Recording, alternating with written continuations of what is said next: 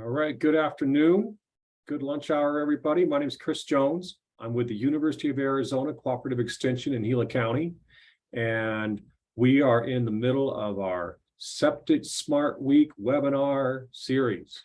So Septic Smart Week is an EPA initiative, and our organization, the Arizona On-Site Water Reclamation Association, took the initiative to reach out and do these webinars so that we can learn all things septic and on-site water reclamation.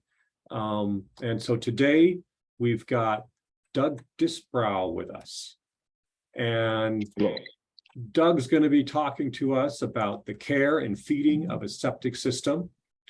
And I'll just quickly give his biography here. Doug is the owner of Arizona Wastewater Services, LLC in Payson, Arizona. He has provided sales, service, and technical service for on-site wastewater treatment systems, not only in Gila County, but in many areas of Arizona for over 15 years. He is a past president of the Arizona On-Site Water Reclamation Association and chairman of the Homeowners Education Committee for the last 8 years.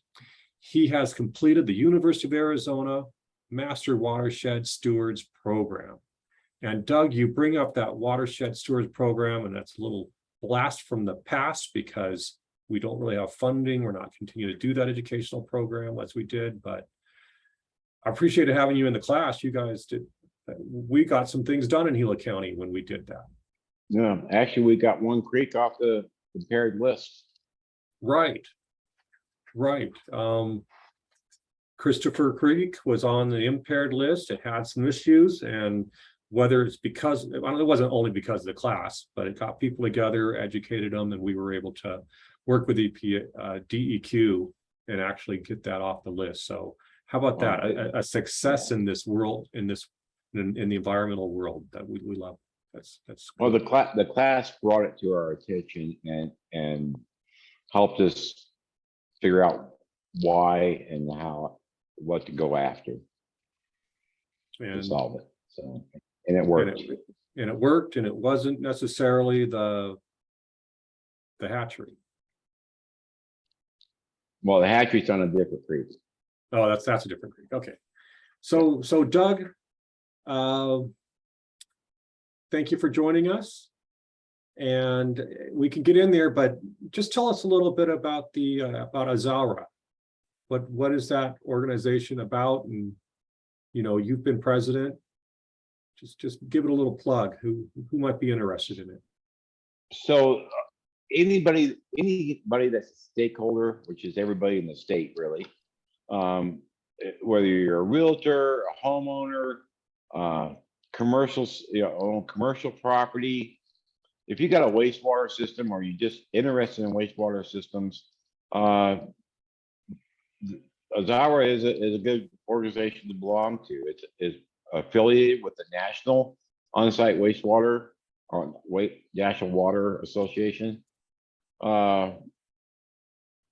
If you're in the trade, it provides you links to advertise your business, associate with other people in the business, and learn from other people many times. If you're a homeowner and you're looking for somebody to do a project of soil testing or wastewater design or install a system, there's a list of members of the organization on their website. So it's not, so it's got a lot of benefits for a lot of people. And yes. And I just found the website, and I just put it in the chat box, so people might be able to follow up on that. So that's, and there's a lot more. Just give it a little plug. Yeah. There's a lot more we do than that. We do conferences to get CEU credits for people in the industry or just that need CEU credits along this line, and learn more about the wastewater system or wastewater industry products and so forth. Good. Well, Doug, why don't we get started with your presentation for today? We'd like to learn about how we can care and feed our septic system.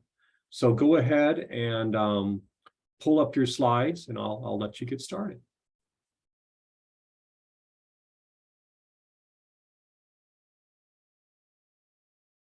Okay, so we're there. So Perfect. care Yeah. and feeding of the septic system. Yeah, Set to go. set to go here.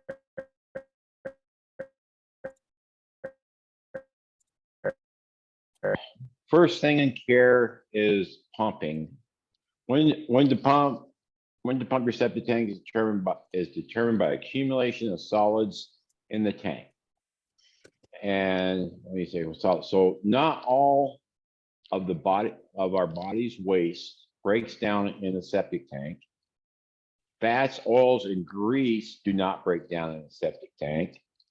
Raw and cooked foods that may go down the kitchen sink drain do not break down in the septic tank. So this becomes accumulation in your tank.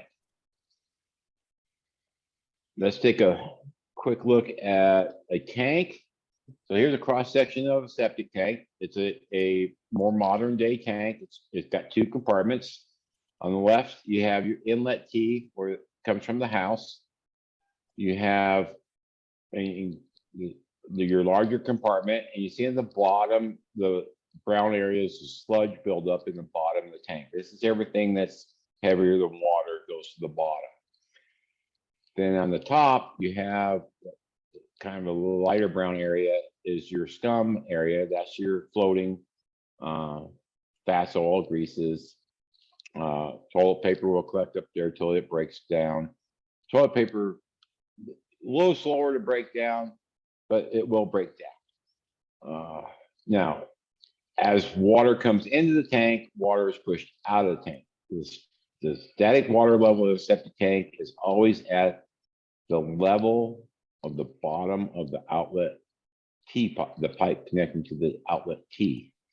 You can kind of look across that picture there. You can see where the water level is. In that T, since 2000, maybe a little bit before that, there's an effluent spring that needs to be cleaned periodically. But as water moves through the tank, the solids separate, biology starts occurring. Tanks are sized to hold the effluent in there for 24 hours before it goes, that drop of water goes out of the tank. And in that period of 24 hours, that water becomes 50% cleaner than what it was when it came in. This is the biological process and the separation of heavy and solids and the light solids. In the second compartment, you will have continued settling of solids, heavy solids to the bottom and the scum to the top. This is a much smaller percentage than in the first compartment. But when you pump a tank, you pump both compartments. Don't ever let somebody just pump one compartment. They're not doing you justice. So when we say what's the proper time to pump a tank is 12 to 14 inches of accumulated solids in the tank. And that includes scum layer on top, the floating stuff, and the solids sitting in the bottom. You add those two numbers to get those two thicknesses together. And the reason you're looking at that is as those those layers build up, it reduces the amount of water space between them. And you get that water space confined to a smaller area, less water in the tank. Now you don't have the retention time of the water in the tank you need for proper separation and biological activity to occur. And you start pushing higher strength wastewater out to your leach field, which could damage your leach field, plug up your soil. The particles are too big going out to your soil. This is kind of one reason you have the fluid filter, because during so many times turbulence in the tank can cause larger particles of effluent to move through the tank and get pushed out, and the filter is there to catch it. So 12 to 14 inches of accumulation will triggers when you need to take pumps. And that's an important number to remember. So systems, well, I'm back there. Systems use affects how often a tank gets pumped. How many people are in the house using the system? How versus how large the tank is, and then what is going into the system. All right, and so if you're doing garbage disposal in your house and you're grinding up all your leftover food particles and send them down the drain, that's going to accumulate in your tank and trigger your pumping measurements sooner than if you were to just take a cheap paper towel, wipe them off into the trash can. If you're pouring grease down the drain, that's going to affect it. And if you're using your toilet as a trash can, that's going to greatly affect it. Another thing is if you're pumping your septic tank every year or less, you probably have a problem in your system or with your system. It could be issues with your leach field. It could be that your tank is too small for the amount of people living in the home or the number of bedrooms of the house. So all these things are important when it comes to having a properly working tank. Additionally, on a tank, you see at the top, you have the green risers. It says risers to grade. This is important for servicing the system and important for knowing where your septic tank is so you don't have somebody drive over it or you don't drive over it. Because unless the tank is special ordered, it's not traffic rated. So a vehicle traffic over a tank can break it and it costs you thousands of dollars to replace. And your filter needs to be cleaned depending on the size of it, anywhere from every year to every couple years. And you don't want to have to be digging up the yard every time you clean the filter. And you need access to both ends of the tank to properly clean the filter. So then let's talk about products that do not belong in a septic system. So septic tank additives are very questionable and typically will not solve any problems you're experiencing. And in most cases, they will create problems for you. And that's because certain brands, they're depending on making your solids in your tank float and move your solids out to your leach field. This will cause you massive problems with shortened life of your leach field because it plugs up the pores of the soil so it can't absorb water. I talked earlier, okay, so sanitary wipes, tampons, condoms, underwear, diapers, etc. can cost a homeowner a lot of money. They plug up the pipes, cause your wastewater to back up in the house before it even gets to the tank. They greatly increase the frequency of pumping. They take away from fresh water space, so they can interfere with the biology process. So toilet is not a trash can. The only similarities between toilet and trash can is they both start with a T. So the other items you don't want in your septic system at all is RV deodorizing chemicals. Most of them contain bacteria killing chemical of some kind like formaldehyde, and there's a whole bunch others that with long names that I can't pronounce unless I'm looking at it. But Kit Ferropo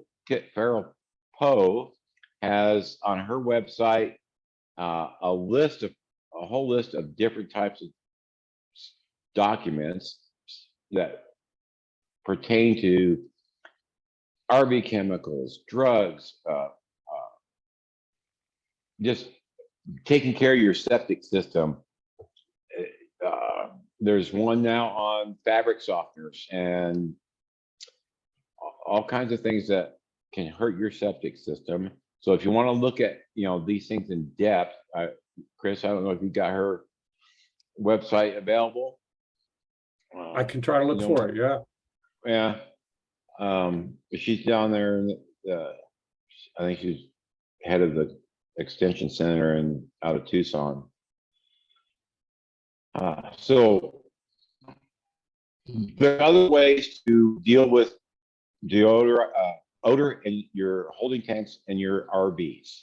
And the other thing to remember, know on your RV is most RVs, not all, but the vast majority of them have two tanks on them.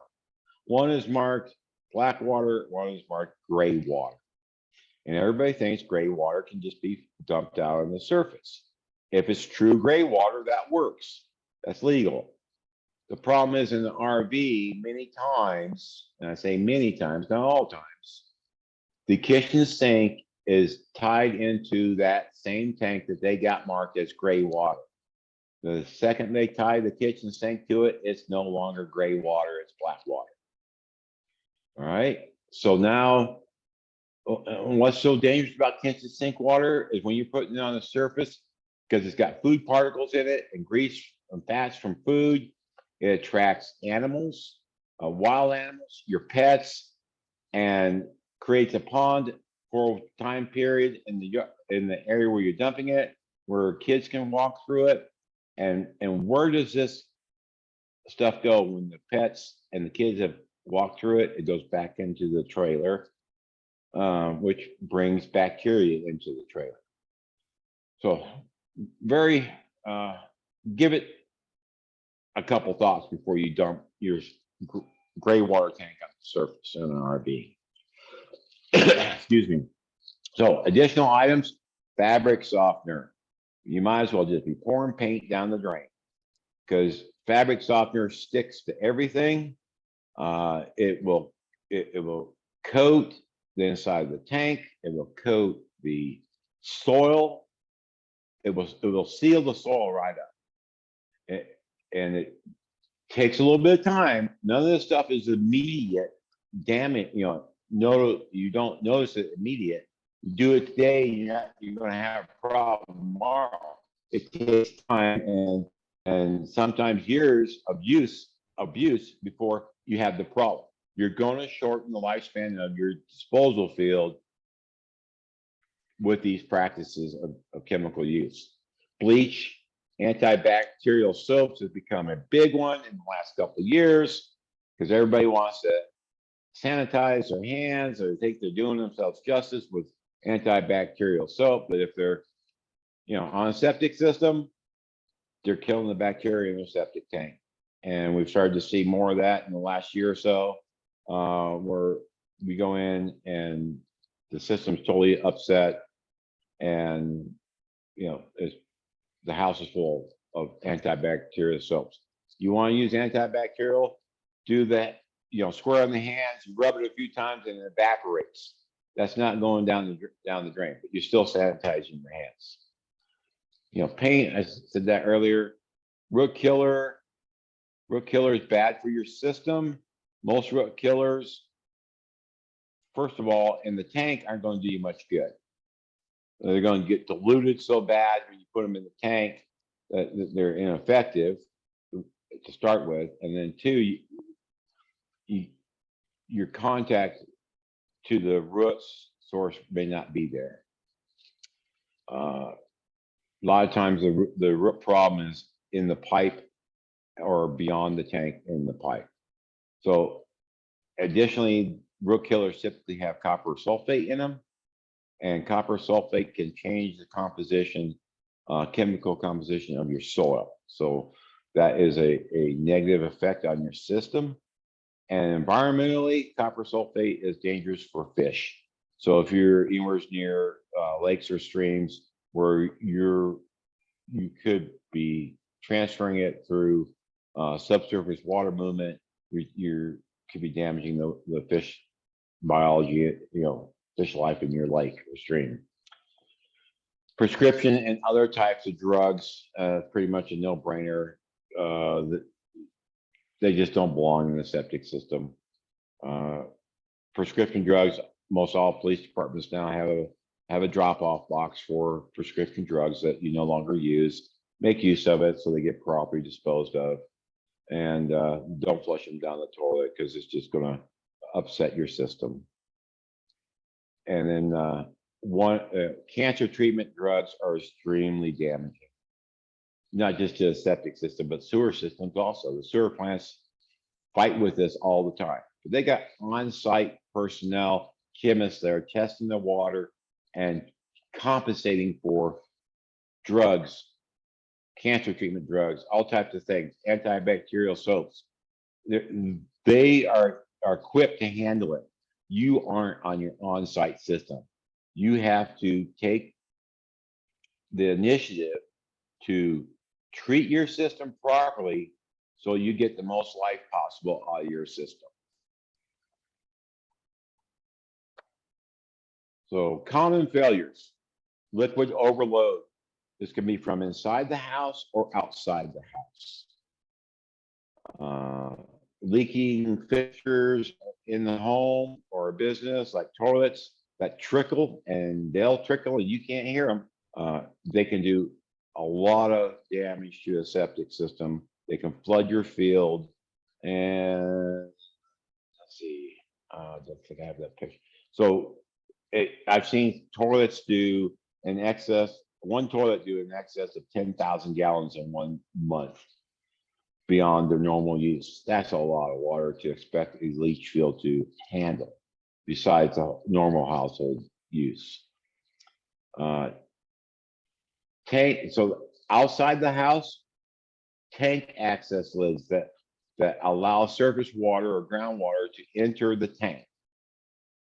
And this could easily be remedied. A lot of times it's just a matter of cutting the grade a little bit around the tank, right around the tank risers, or putting a little more extension on the riser so the lid is above, inch or two above grade, or ground surface water won't infiltrate the tank.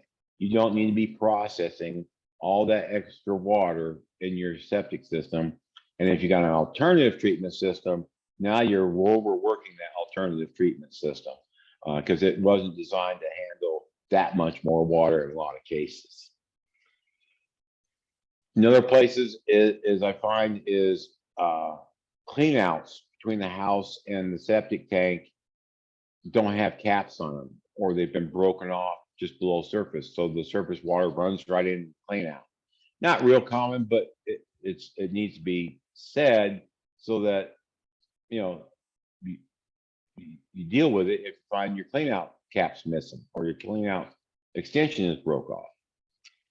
The organic overloading is another area.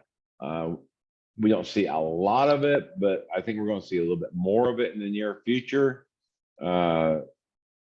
Removing, and by organic overloading, I'm talking about removing gray water of the house from the septic tank or the septic systems. And this can strangle the microbes. And what I mean by strangling is the microbes in the tank depend on oxygen that's coming as part of water, and fresh water brings more oxygen. So that helps keep the microbes alive. High occupancy, all right, higher than the system was designed to handle. So where is this occurring? It's occurring with the Airbnb programs that we're seeing all over the States now, especially in rural areas, because it's so nice to go to a rural area for the weekend. But they're taking a 3-bedroom house and they're putting 12, 15 people in a 3-bedroom house for 3 or 4 days at a time. It wasn't designed to handle that amount of people. And if it's an older house, say something that was built in the 70s, all right, that septic system wasn't designed big enough to handle the 3-bedroom house because there was no design criteria back then. It was whatever Uncle Bubba knew what to do. And that's what they did. So you got to look at, these are things that are coming. So those systems, those old systems that are being Airbnb, it's just a matter of time before they have serious problems. And we're seeing a few of them. Some of the poorly constructed ones come into cause lately in the last year or two. Chemical kills is the other common failure.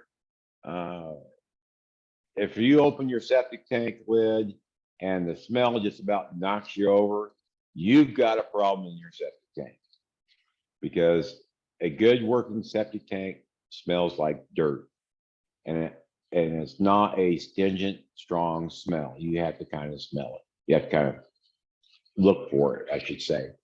So a strong odor, if you are getting odors around your property from your septic system, you've got a problem, because you shouldn't be getting odors like that. All the gases created in the septic tank should be venting through the pipe and up the roof through the vent stack of your house to help carry it away. If that piping going from the tank to the house has bellied and created a P-trap, now that those gases being created in the tank and the leach field cannot escape the tank, and they build up, and then they're being pushed out other minor orifices of them, and you could be getting smell that way. A septic tank creates hydrogen sulfide and methane gas.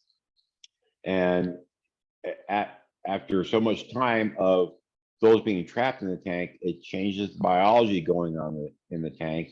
And now you're starting to get tank decay. I've seen concrete tanks literally fall apart from the inside out due to gas entrapment. So these are all little things that can become big things. Root invasion is probably one of the most common problems with septic systems. And the older the system is, the more likely you're going to have problems with roots. And guess what? We live in Arizona. It's an arid climate, and you're going to get roots. Now, we have some tricks to make that as least stressful as possible and deter roots as much as possible. One thing you as a homeowner can do is keep trees and shrubbery 15 feet away from your septic tank and your leach field. That will help greatly. Not all the time, but depending on what you've got in the yard for trees, the type of vegetation, you're going to get them there eventually. So let's take a look at a couple pictures, and I got some here for the share. So here's a homeowner. All right. As you can see, the river running through his yard is not a native stream. This is wastewater from their house. This is being caused by overloading the system. This was a nice family, husband and wife, and 8 kids. And most of them were under the age of 16. And the wife did 5 loads of laundry a day, every day of the week, except for Sunday. On top of the other business going on in the house of showers and bathroom, toilet activities and doing dishes. You can imagine the added dish cleaning volume to a family that size. This started out as a 3-bedroom system, and it's got 10 people living on it. And practices that didn't help the system. So you can see in the background past the shovel, that's a soccer ball. There's another ball there. There's just a little red toy of some kind. A couple more balls to the left. All right, the pallets covering over a bigger hole that the homeowner dug. This is all wastewater stream down through the property here. The kids and the dogs are playing in it. Their toys are in it every day. And I explained what was going on to the homeowner and how dangerous this was for his family. And he made the statement was, do you think that's why my family's sick all the time? Yeah, I think that's pretty much a no-brainer, my friend. So this is stuff that isn't good for the neighborhood, isn't good for your family. So, you know, get it fixed before it becomes a major problem. This particular system here, if you look around the perimeter of the dig, you'll see nice, lush green grass. And we talked about, Alex talked about this, or touched on it just a bit. So this is because of that. That's the outlet pipe of that septic tank, and that's exactly where it was sitting when we dug it up. We didn't knock it loose. We didn't break it off. It was already broken off, and 95% of their effluent is going right into the ground. Very little is going down the pipe to the leach field. And because was a big excavation at one time to put a tank in the ground, the compaction in this area is less than the native dirt outside this green patch. That's where the water migrates to. It's the path of least resistance. It also followed the outlet pipe all the way down to the leach field, and it followed the leach trenches so that they were lush green also. So it's not being treated. It's not getting to through the treatment process as it's supposed to. Additionally, the tea had broken off. The grease, oil, fat being put into the tank is going down the pipe and directly into the soil. There's multiple issues of treatment created here. So here's an example of risers to grade on a septic tank. You see in the top, the green lids, that's the top. And yeah, our dirt's a little bit higher than the edge of the lid, but realize this is freshly dug dirt. We just packed it in there and get some rain on it, a little bit of snow on it. It's going to settle. We don't want it to leave a hole. We want it to, it'll settle down an inch or two and come out where we want it in the end run. So that's why we mounded it up just a little bit. So that takes care of that. So roots in the tank. That's one of several scoops to remove roots from this tank by the excavator. That tank was full. If you look to the right end of that tank, you'll see the blue baffle that's there at the end at the right side of that tank. If you look in that is full of roots. The outlet pipe was full of roots, solid. You couldn't bust it loose. So on the west side, you see that baffle, same type of baffle for the inlet end. See how it's pulled away from the wall? The roots did that. That is riveted into concrete. That baffle is riveted into that concrete wall, and the roots literally pulled it off the wall, pulled it loose of the wall. So this is older tanks. They've been in the ground, 30 years or more. You can't. It's almost impossible to keep roots out of a tank or out of a leach field. It's going to be routine maintenance at some point in time. So here's another example of how roots can get in a tank. This particular tank, concrete tank, you can see how the roots are just coming right through the sidewall of the tank. You can see where the brown line turns to white. That was the normal operating level of the tank, the water level of the tank before the roots came through the tank and made a leaker out of the tank. They're very, very powerful. That's a 3-inch thick slab of concrete that root went through.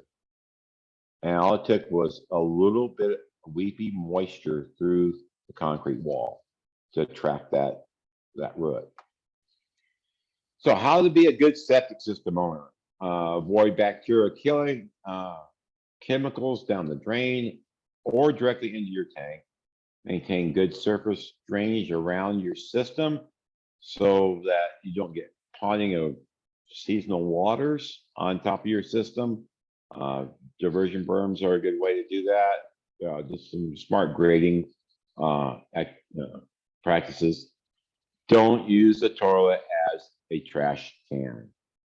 Don't overload. Don't overload. Don't overpump or underpump your system. And the reason I think this is important is because it takes 6 months to a year for the biology in the septic tank to get to 100% operation of what it's supposed to be to clean that wastewater, that 50%. If you're pumping that septic tank every year, you're barely getting the biology started. You have other problems. Look for those problems and correct them.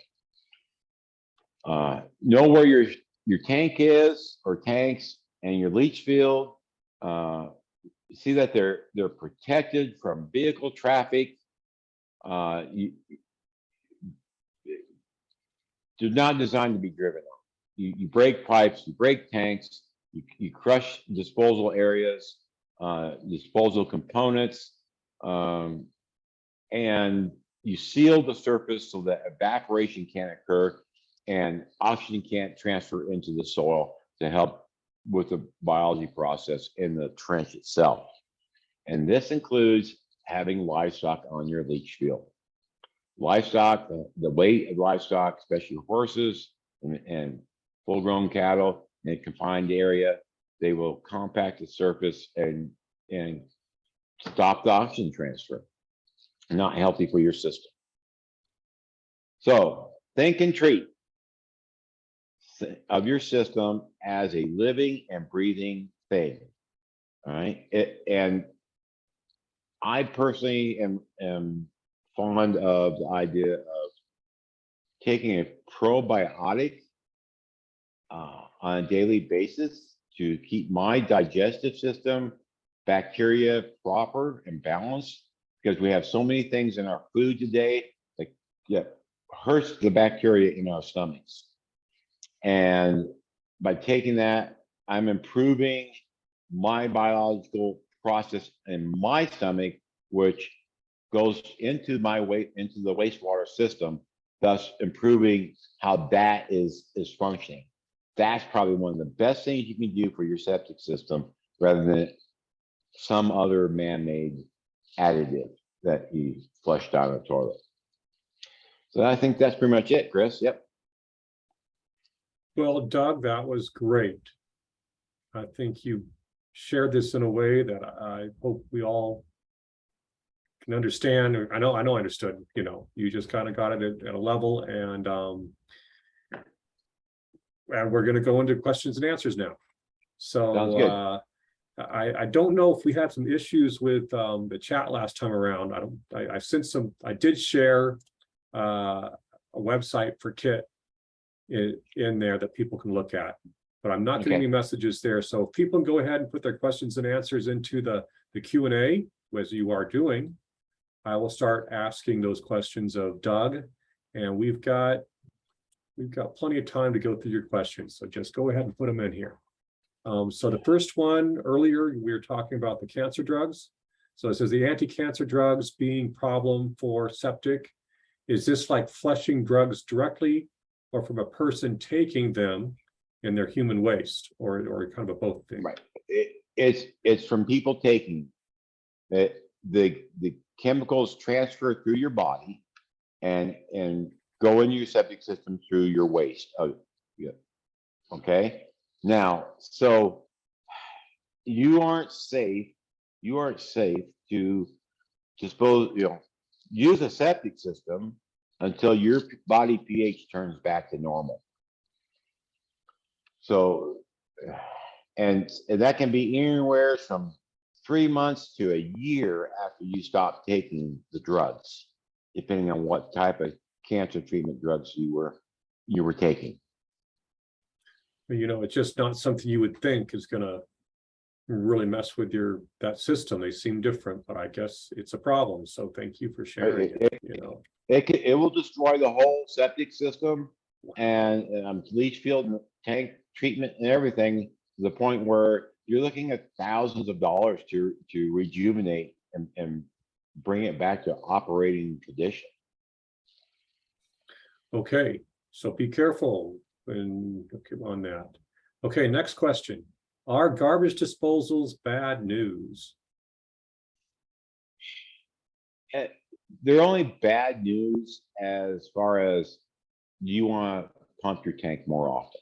They don't help your septic system because the raw and cooked foods don't break down in the septic system. Raw and cooked foods break down under a composting environment, which is a heat-driven environment. Your septic tank is cold water. It's just not going to work. All right.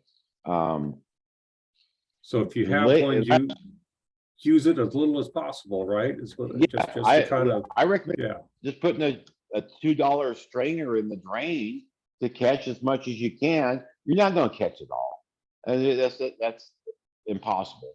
So, but a $2 strainer right there, screen strainer, a finer screen will catch most of it, and you just clean it out into the trash can. All right. A few years ago, somebody got smart and said, "Hey, we're going to add a septic tank additive to a dispenser right to the garbage disposal. You get 2 for the price of 1."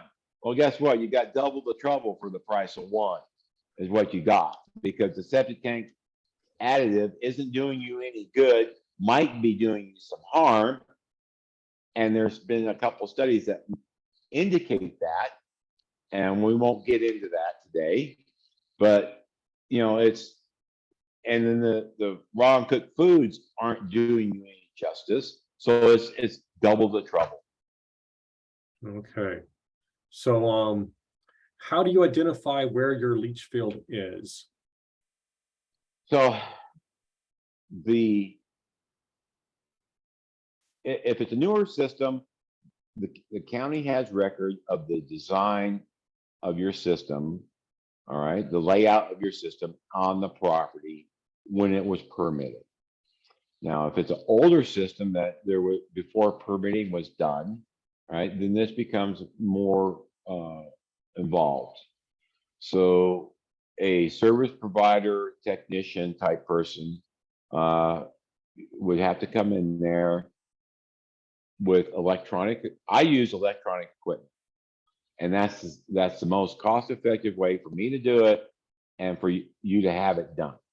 I access the septic tank, I put an electronic camera down the outlet pipe, I follow the pipe till I see the end of the pipe or something that, you know, there can be obstacles in the way because you can't do, it's not a remote control device and pushing it with a fiber optic cable. So I have corners and D boxes and things like that become an obstacle that I have to go, you know, we have to overcome in the process. But we can, you know, locate where these things are there by using the camera.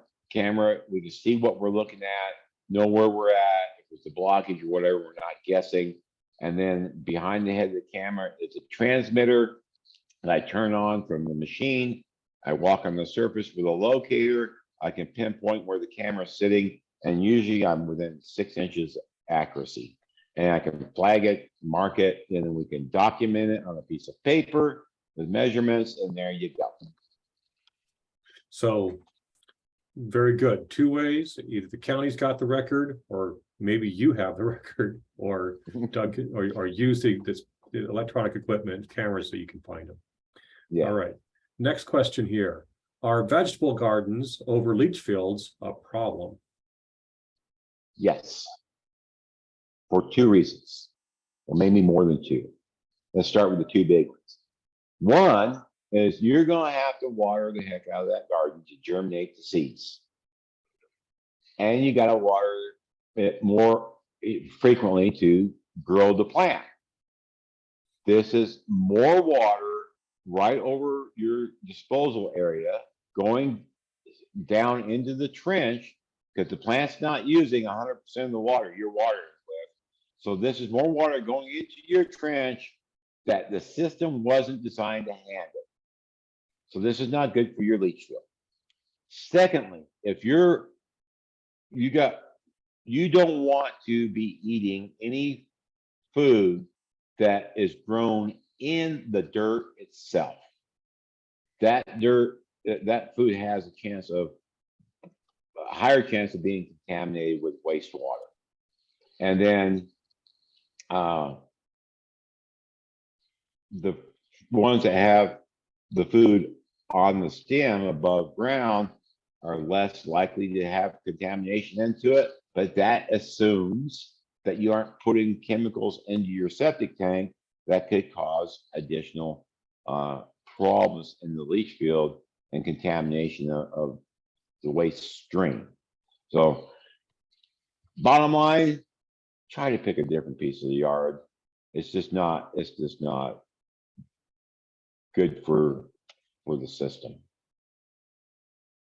Okay, yeah. Be safe both ways. Okay, yeah.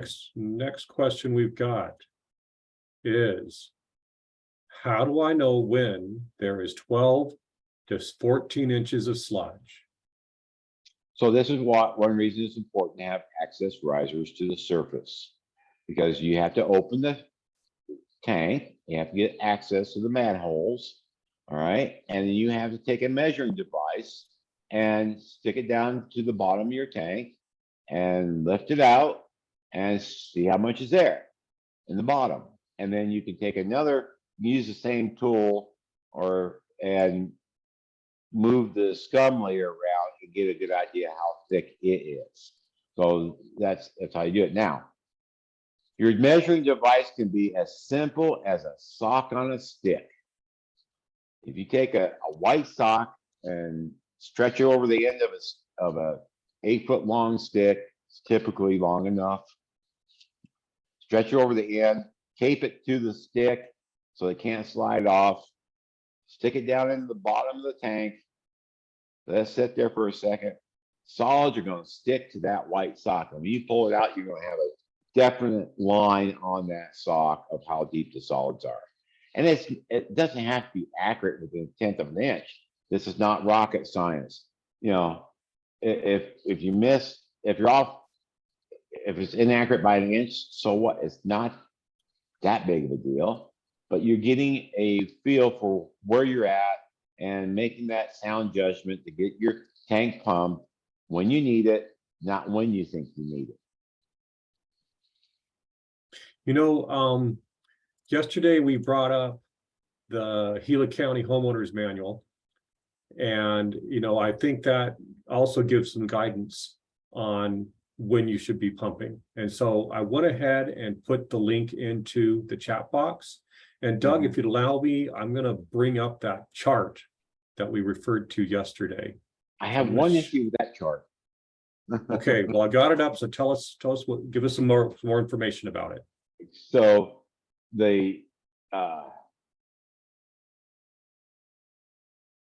if you see along there where you get out there a couple issues where you got 8 people in the house or 7 people in the house, you got a 1,000-gallon tank. All right, start with your tank's too small for the number of people living in the house. Secondly, you're pumping right at a 1-year interval. Your tank barely got started. The biology barely got started. Now you're pumping it again. This is a wrong size tank for your system. Ideally, your tank should be big enough for the number of people in the house that you can go 3, maybe 4 years between pumping. Do you want 3 to 4 years before pumping? So if you were to that would be my ideal scenario. That would be my ideal scenario. But if you were to revise this table, you would black out some of these ones off in the top right-hand quadrant. Is that right? Yeah, I would, because, or at least gray them out and say, this is undesirable.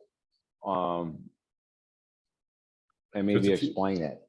Because if you got Yeah. 8 people living in your home, you need a big tank. Yes. Yeah. No, so by homeowner design and so forth, or building practices, most bedrooms are in the wastewater world, to calculate sizes. We're calculating for 2 people per bedroom. Okay. And so you got a 3-bedroom home, that's 6 people. You got 8 people, that's 4-bedroom home minimum. So 4-bedroom home puts you into a 1,250, maybe a 1,500 gallon tank. Mm-hmm. All right. So that would give you, and even that is pushing it. One and a half, 1.8 years and a 1,500 gallon tank. You're not, and there's nothing in the rules, the state codes or anything that say you can't put a bigger tank than what the minimum that the code calls for. So this is where you need to talk to a professional that understands designing septic systems to give you, these pros and cons, and it might be more beneficial for you to put in a 2,500 gallon tank where you're getting that pumping out there to 4 years when you got 8 people living in your house full time. Okay. These are discussions you need to have with your designer or some, wastewater professional. Well, thank you for going into that, because we were talking about it. It's one way to be able to be judging when to pump, and so certainly it isn't perfect. And so Julie asked, where do you look to see if your tank needs pumping when it is 12 to 14 inches deep? And I think you answered that earlier with the last question. So I think we just had 2 people kind of ask the same question. You're measuring, you're using a measuring device in the tank, all right, through the manhole access, all right, so it's 12 and 14 inches of solids, but the water, so you're going to have 36 to 44 inches, 46 inches is going to be the depth of everything together, the scum, the water, and the solids in the bottom. That's going to be a 44-inch level in your tank, and you're going to just take a sample from that bottom portion and the top portion. Okay. All right. Okay. So the next question, here's the confession. I have put a jar of baker's yeast in tank annually for years. Is this good or bad, or needed or unneeded?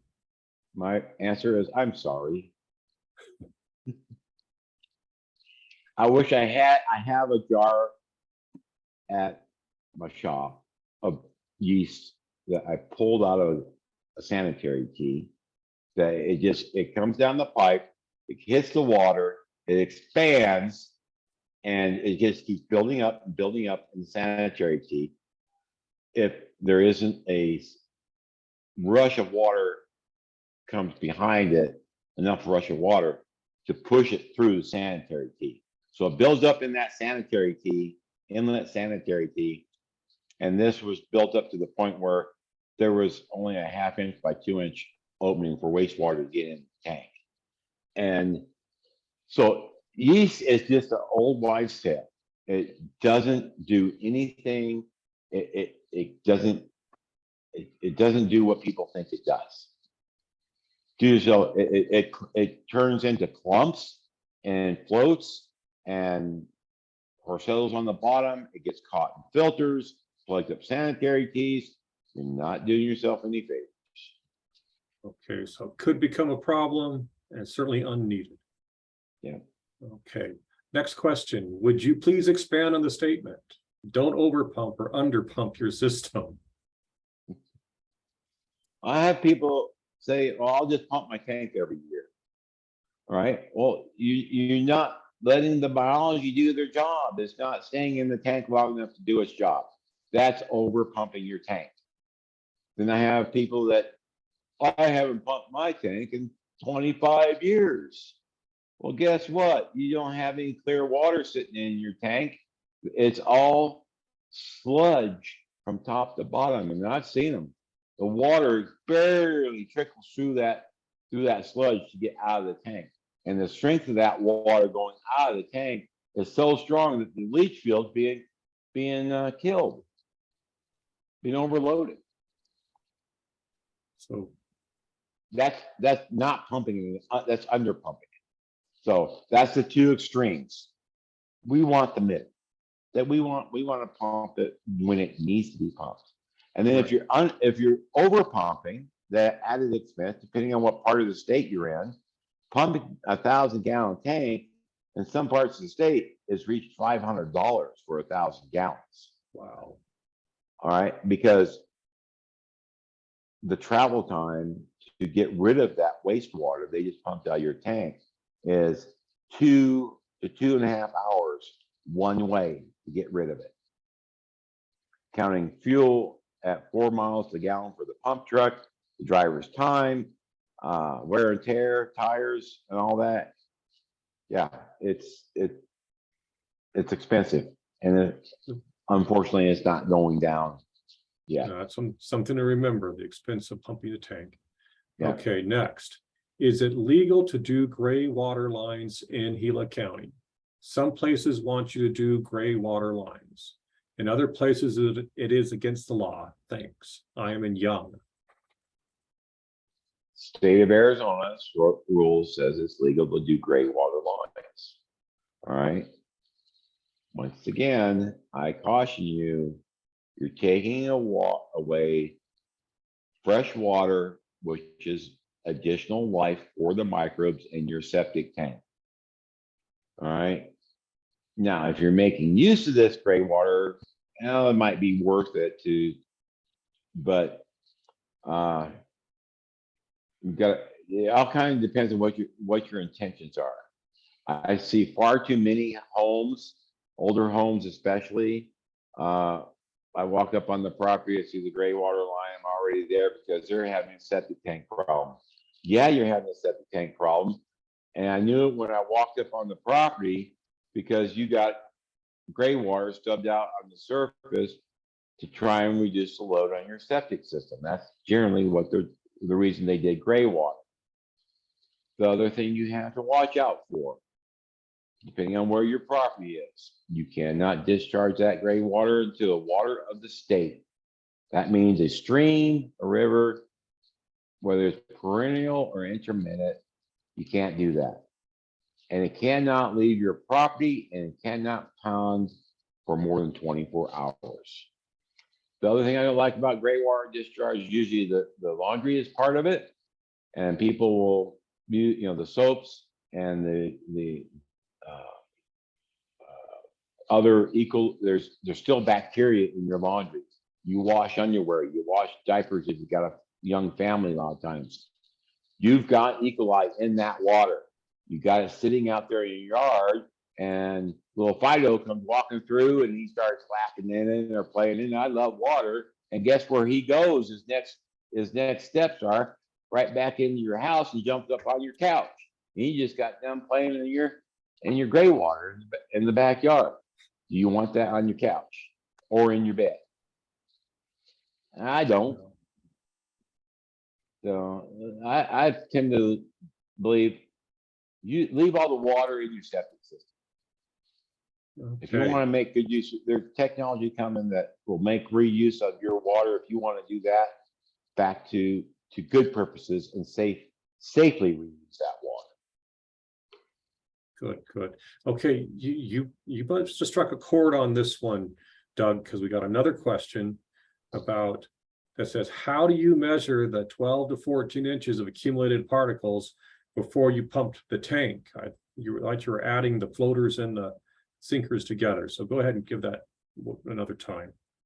Okay, so take a stick about 8 feet long, and I pull a sock over the end of it, and I tape the sock, the open end of the sock to the stick with duct tape or electrical tape. So it's stretched out to about 18 inches of sock on a stick. Then I put the stick through the access hole, manhole I've opened, down through through the scum and through the water to the bottom of the tank. So it touches the floor of the tank. I'll let it sit there for a few seconds and then I pull it out. And when the sludge that's in the bottom of the tank, you'll have particles of it stuck to your sock, and you'll know how, and you just measure it with a tape measure.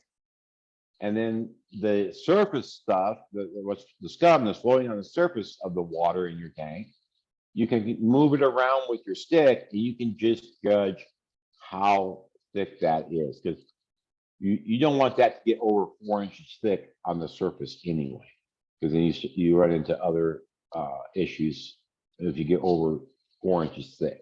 It could go over the top of the sanitary tee and block the sanitary tee. Does that answer the question? Yeah, I think so. You know, we're at the top of the hour here. If you're live, stick around. We still got several questions to go over. Doug, if you're able to stick around.